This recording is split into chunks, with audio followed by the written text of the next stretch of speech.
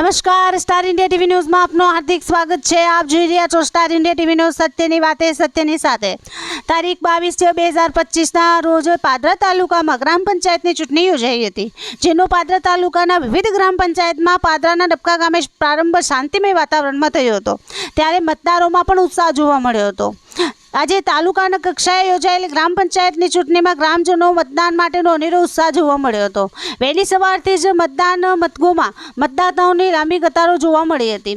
મતદાનમાં દિવ્યાંગો તથા સિનિયર સિટીઝનો પણ ઉત્સાહપૂર્વક મતદાન કરવા માટે પહોંચ્યા હતા। તેમજ ડબકાના દરેક બૂથ પર અશાંતિનું વાતાવરણ ઊભું ન થાય તે માટે ચુસ્તપણે પોલીસ બંદોબસ્ત ગોઠવવામાં આવ્યો હતો।